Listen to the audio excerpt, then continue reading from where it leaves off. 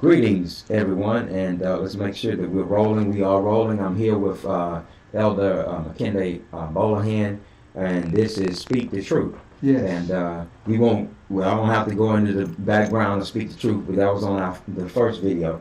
But we are dealing with, if you see on your screen, the general subject matter is evolution. We're still addressing that topic, and our video title here is A Limited Range of Change, and that means something. Elder Bolahan is about to read a sort of a little open to kind of set the atmosphere here and set the tone of what we're going to be discussing and what that means. A limited range of change. Okay, and it's a variation only within its kind.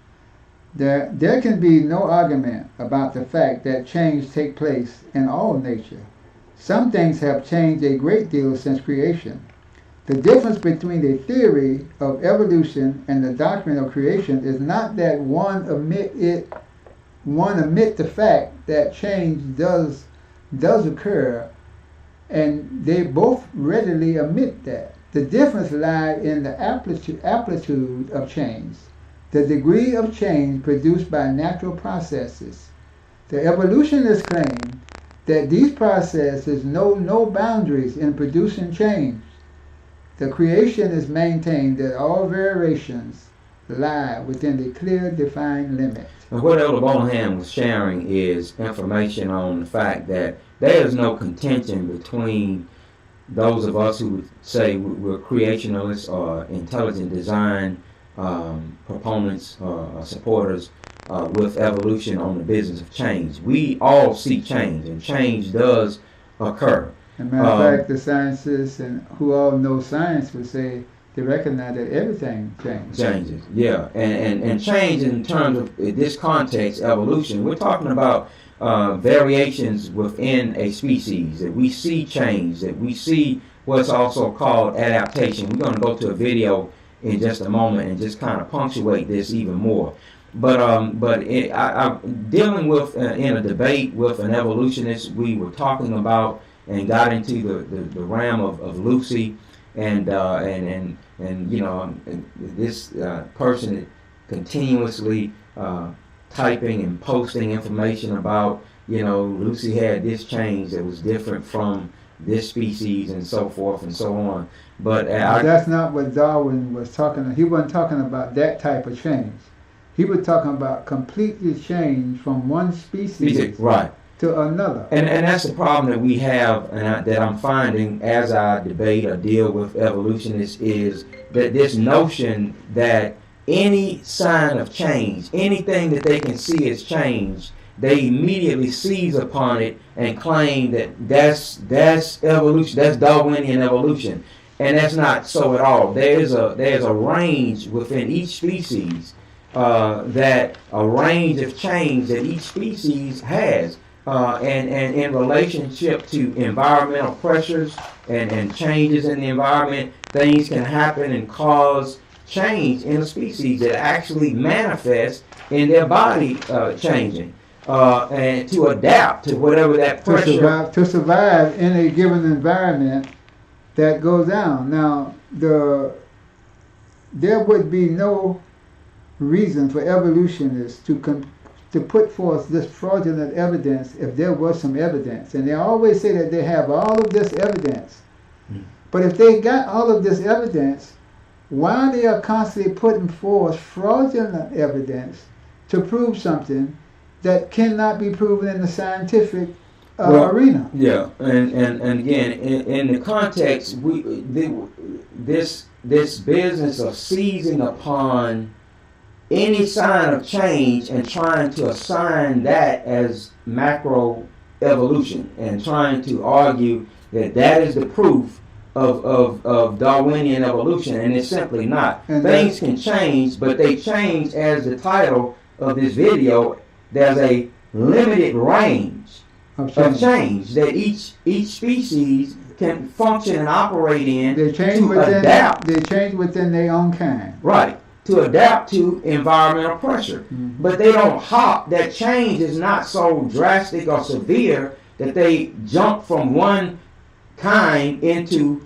another kind. And that's what they continue to argue. But they continue to argue, and that's why they keep saying that this is the missing link.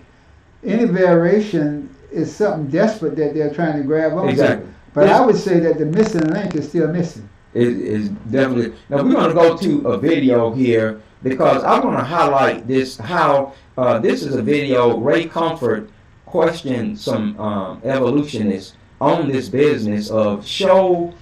He asked them to give him an example of Darwinian evolution, and watch, folks, what they seize upon. Watch what the response is. We're gonna go. Let me set this up here. Well, you can see clearly indoctrination, and they're just regurgitating something that they've been taught. They're not even thinking for themselves. Right. Let's listen to this. When you said change of kind, you mean the evolution of one species from another or to another? Yes, we have that in action actually in the Galapagos. Could you give me one instance? Yes, we have an example from a group of birds called Darwin's finches. You take a look at the difference between the finches on the islands that all started out. I mean, that's very, very But observed. that's not Darwinian evolution. There's been no change of kinds. What do the finches become? They become genetically new and anatomically new, recognizably different species. There's still finches? Well, of course, there's still finches, yes. There's no change of kind. Little birds Wow. that he had observed that What did they become? their beak shapes. They're still birds. Yes. 3 finches that turn into different types of birds based They're on still finches. Well, for example, Darwin and his study on evolution of the birds on the island that he went on to Their there. beaks change. Their beaks, They're still birds. There's no change of kinds. That's within the kind. evolution on the beaks. So that's called adaptation. It's not Darwinian evolution. There's no change of kinds. There's no different animal involved. Wow. And see, that is the issue. That every one of those individuals. Now, this is an absolute brilliant video that Ray Comfort produced. He went whatever campus that is and talked to professors, talked to those majoring in biology, physics, and what have you. And these are the kinds of responses that he got. But if you notice, he's asking for evidence of a change of kind, and they are continuously giving him evidence of adaptation or evidence of a change of variation within a species as an example of Darwinian evolution. And that's not that at all. Not what it is, but it says that we have heard this saying so much, and I see they regurgitate it. They say that science have proven evolution, and that they have such tons of evidence to back the statement up that evolution is true. And I would say again, if they have all this evidence that evolution is true, why not bring forth evidence instead of regurgitating something that's adaptation? Right. It don't have anything to do with transformation. Right. Into another species, right. to another species. Into another kind. So if you look at these professors on this college campuses, they just regurgitating that something's been disclaimed. It's been misproven in the scientific literature that is not biological change from one organ, from one species to another. Wow. Go ahead and read that last piece that you had there. We're about 3 minutes out before close. But we just want to drive home the title of this, A Limited Range of Change. This is what we believe as intelligent design proponents, as creationalists, proponents, that we believe in change, and we can see it in nature. Change happens, but not change to this extreme degree that evolutionists are attempting to claim, and they're seizing on examples that are clearly adaptation and trying to use that as proof because they really don't have anything else. Well, I know change happened because I look in the mirror, brother. I'm changing. I'm changing as well. But, okay, but now we're talking about everything within its own kind, and the example here is the horse. For example, may mate with a donkey and produce a hybrid we call a mule. But the mule have reached the limit of its variability and cannot produce themselves as a permanent species. Right. They cannot produce themselves. So change. Yes, sir. They're saying a horse can mate with a mule and Can mate with a donkey. A donkey and produce a And mule. produce a mule. But as far as this change is going, it's not going to jump and become something else. And he can't reproduce himself as a mule. Wow. He's sterile. Okay, I got you. Yeah. I got you. Well, see, and they're in nature. It's limited. There are boundaries. There's boundaries. There are limitations, and you can go. It's some fudge areas in there, if you will, but it's only to a degree. Yeah. And so It's just only as, within his own kind. And all the questions that he was putting forth to these people that's supposed to be the intelligentsia of the society we live in. and they had no. They talk foolishness. Yeah. And all you have to do is just look at the information, and you don't see any change in the evolutionary scientific arena So- that produced what Darwin say, that all this change comes from a one-cell amoeba and produce all the life forms that we have on the planet today.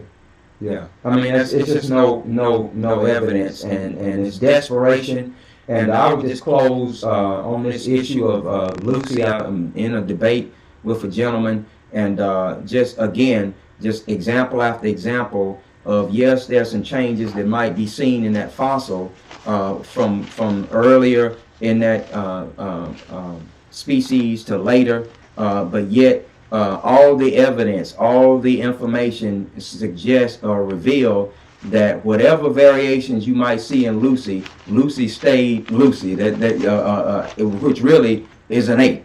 It is not a human. It was an ape. And if she did walk bipedalism, there's evidence that says that just like we see apes walking today, she didn't walk any more than any other ape. And if she did, again, it still was not enough of a variation of change to say she is absolutely conclusively the gateway to ape to man evolution. Right, and also creationists allow for both natural and supernatural explanation of the organs of nature.